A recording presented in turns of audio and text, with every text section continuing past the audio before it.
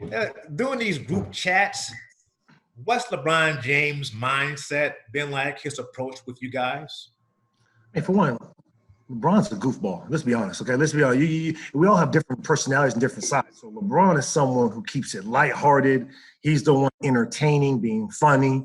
And every now and then, he'll say something serious, or, when a guy's getting back in town, hey, you know what? Gym's getting ready to open up. Who we got?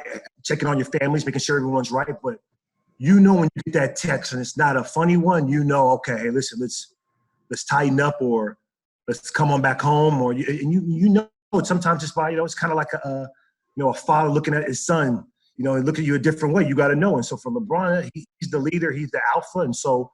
But he's 50-50. He jokes just as much as he's serious, man. He keeps it really even balanced. So for him, he's ready for this moment. You could tell. You could see in his beard he's ready. He's ready to lower down and put that Beijing in ASAP.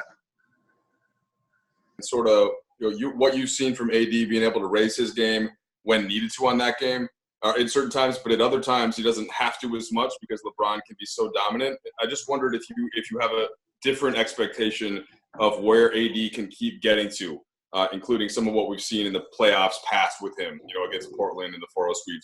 So it's a long-winded question, but your thoughts on that dynamic on offense between LeBron and AD? AD definitely has another gear. I think AD is the first time in his career since maybe Kentucky where, on any given night, he doesn't have to be the main scorer, number 2 scorer. And I think that he's so efficient, so unselfish that sometimes he tends to be too passive. We need him to be more aggressive. We need him to be on that block. And even though he can make the same amount of shots from the outside, well, you getting 1 or 2 of those fouls gets us into the bonus. A la Shaq back in the day with how good they were. We need to get into that bonus so we don't have to work for long twos. I think him and LeBron were playing, cat and mouse of you score. All right, now my turn. Instead of just being fluid. And I think you guys caught that during the second part of our year that, hey, it was just whoever had it going. We found a nice little substitution pattern between them two. But in the playoffs, man, that gets – you only go 8 to 9 deep, and you find a mismatch. Every team, you try to exploit it. And AD at the 5, AD at the 4, AD in the post, we're going to need him to be physical. We're going to need him to be dominant. Defensively, it doesn't – I don't have any worry. Offensively, it's not a worry, but I just want him to be aggressive, and that's for – me and LeBron and some coaches to be in his ear. And LeBron, we want LeBron to give us whatever we need on that night. And sometimes we might need you to score 14 in the first quarter. And I think I've only had to say it one time leaving the halftime, like, look to score now.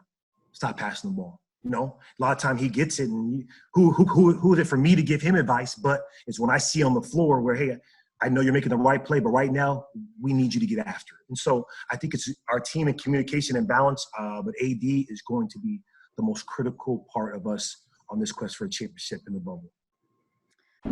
Let's get ready for HoopJab.